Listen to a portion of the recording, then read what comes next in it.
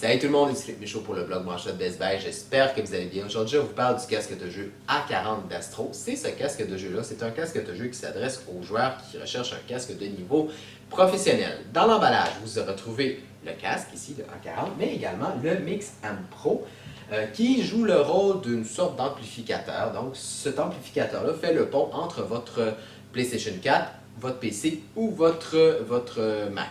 Il faut savoir que donc ce casque-là n'est pas compatible avec la Xbox One ou la Nintendo Switch. Donc, on a ici donc l'amplificateur. L'amplificateur, vous remarquez ici la présence de deux molettes. Vous avez ici cette molette-là qui sert à contrôler le volume de votre casque. Et ici, vous avez l'autre molette qui sert, et qui est très intéressant, surtout quand on joue en ligne, qui sert à contrôler la balance entre le son de votre jeu et le son des voix. Sur le devant, vous n'avez ici qu'un port, donc c'est le port pour relier votre casque à votre amplificateur. Vous remarquerez également la présence de deux voyants. Vous avez ici le voyant PlayStation 4 et le voyant PC. Pour changer de mode, c'est simple, il faut aller à l'arrière de l'amplificateur et jouer ici avec le petit curseur. Il suffit de pousser le curseur vers PC ou vers PlayStation 4 pour activer l'un ou l'autre des modes.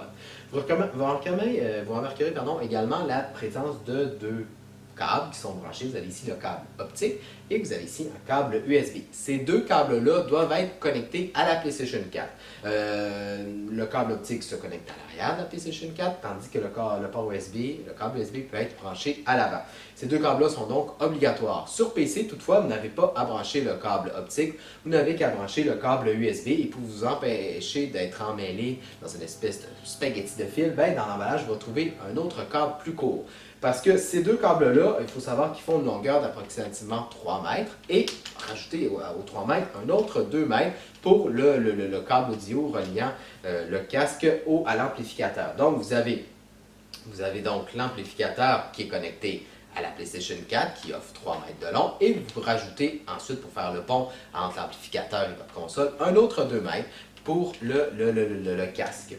On peut aussi revenir à l'arrière pour vous parler des autres ports. En fait, vous avez ici l'entrée et sortie auxiliaire et j'attire votre attention sur le port pour le streaming. Si vous êtes un joueur qui aime diffuser vos parties en ligne et qui recherche un peu plus de flexibilité, ça peut être un port qui est vraiment très intéressant. Le casque lui-même est vraiment intéressant, il faut vraiment que j'avoue.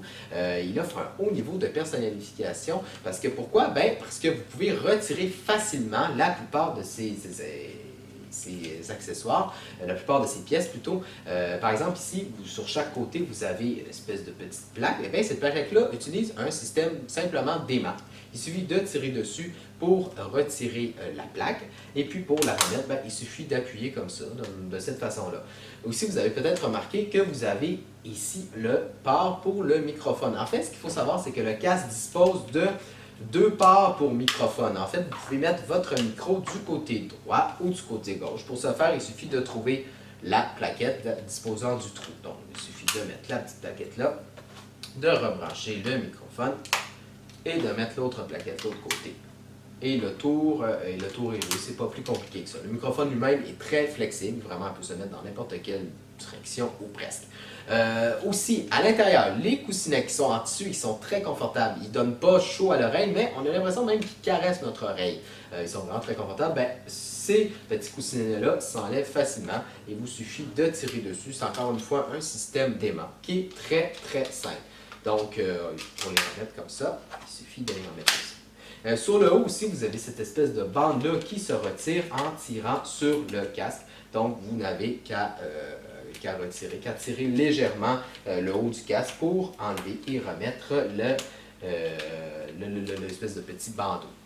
Sinon, l'audio est vraiment de bonne qualité. Ce qu'il faut savoir sur PC, c'est que vous avez un logiciel que vous pouvez télécharger pour régler plus en profondeur les différents réglages audio de votre casque. Donc, ça vous offre encore plus de flexibilité. Mais même si vous n'utilisez pas ce logiciel-là, vous allez avoir un son qui est profond. Les basses vont prendre la place, mais sans voler la vedette. Vous allez peut-être même être surpris d'entendre des sons que vous n'entendrez peut-être pas avec un autre casque. Bref, c'est vraiment un casque sérieux pour les joueurs qui, justement, passent beaucoup de temps à jouer en ligne, même en solo. Donc, ils n'auront pas ils vont passer un bon moment avec ce casque-là et ce qui est bien, c'est que si un jour ils ont besoin de personnaliser notre casque, par exemple acheter d'autres coussinets, d'autres plaquettes, tout ça, ils vont pouvoir le faire facilement, donc ils vont pouvoir prolonger la durée de vie de leur casque.